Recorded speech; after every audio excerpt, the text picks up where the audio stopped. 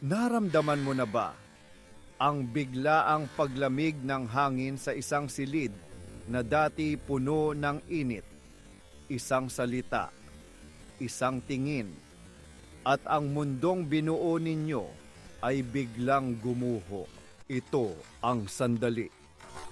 Ang sandaling naging bato ka, hindi dahil sa galit, hindi dahil sa lungkot, kundi dahil sa matinding pagkalito. Ang taong kaharap mo na ilang minuto lang ang nakalipas ay mundo mo ay biglang naging estranghero. Isang nilalang na may matatalim na mata at boses na parang yelo. Saan nanggaling ang demonyong ito? Ito ang tanong na paulit-ulit sa isip mo. Paano nabuhay ang halimaw sa loob ng anghel na minahal mo? Nagsisimula ang lahat sa paraiso, isang hardin na perpektong itinayo para sa iyo. Mga bulaklak ng papuri, ilog ng atensyon, at araw ng walang katapusang pag-unawa. Ikaw ang sentro ng kanyang mundo. Bawat hiling mo ay tinutupad. Bawat takot mo ay pinapawi. Pinapaniwala kanya na ikaw ay isang diyosa na sa wakas ay natagpuan ang kanyang dambana. Pero hindi ito pag-ibig. Ito ay paghahanda. Isang entablado na maingat na inayos para sa isang trahedya. Heto ang katotohanan. Ang demonyo ay hindi biglaang lumalabas. Palagi na siyang nariyan.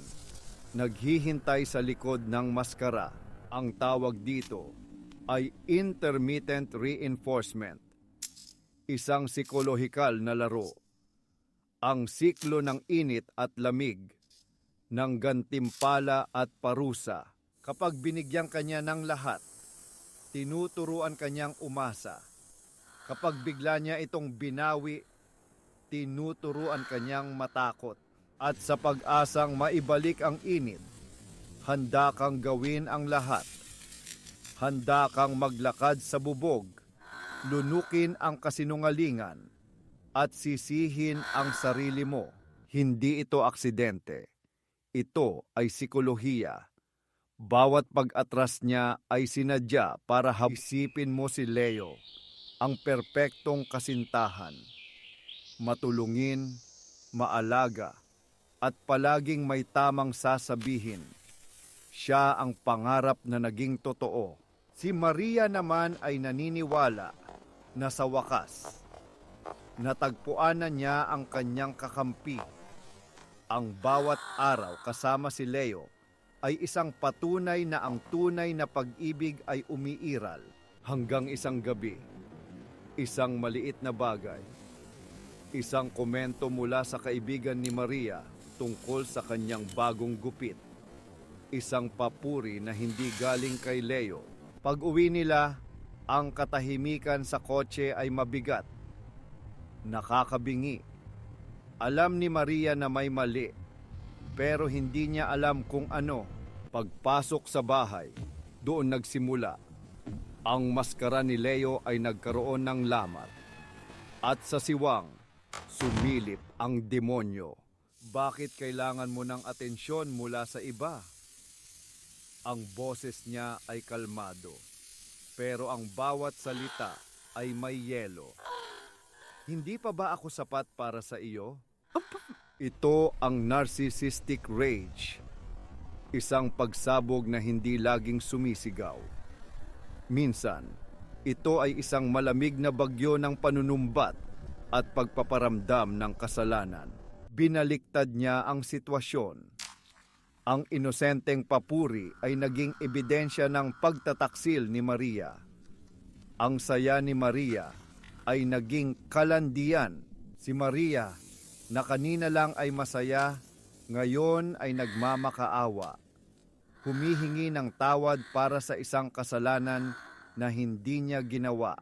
At nang makita ni Leo ang kanyang tagumpay, ang mga luha ni Maria, ang kanyang pagsuko, ang demonyo ay muling nagtago. Ang anghel ay nagbalik.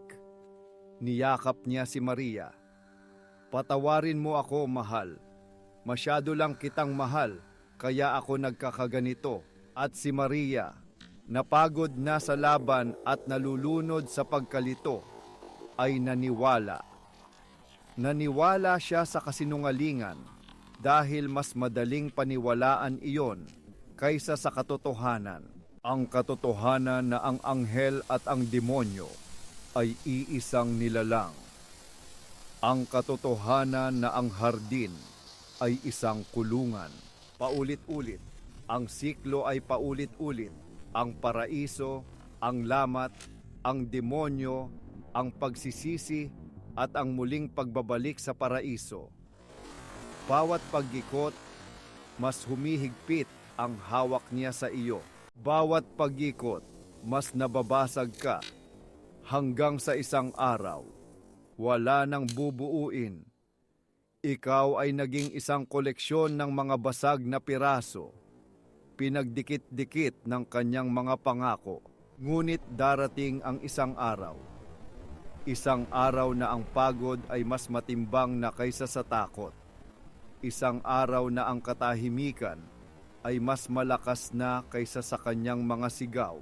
Sa isa sa kanyang mga pagsabog, sa gitna ng kanyang galit, titingin ka sa kanya.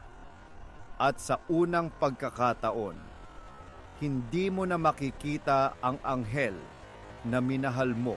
Hindi mo na rin makikita ang demonyong kinatatakutan mo. Ang makikita mo na lang ay isang kahabag-habag na tao. Isang taong wasak na sumisira ng iba para maramdamang buo siya. At sa sandaling iyon, ang mga tanikala ay magiging alikabok. Ang pagiging bato mo, ang demonyong itinatago niya ay totoo. Ngunit hindi ito isang supernatural na halimaw. Ito ay ang kabuuan ng kanyang mga sugat, ng kanyang takot, ng kanyang kawalan. Ngunit ang kanyang kadiliman ay hindi mo responsibilidad na pagalingin. Ang iyong responsibilidad ay iligtas ang sarili mong liwanag. Ang sandaling naging bato ka ay hindi ang iyong katapusan. Ito ang simula. Ang sandali bago ang lindol na yayanig sa pundasyon ng iyong kulungan, hanggang sa ito ay gumuho at ikaw ay makalaya.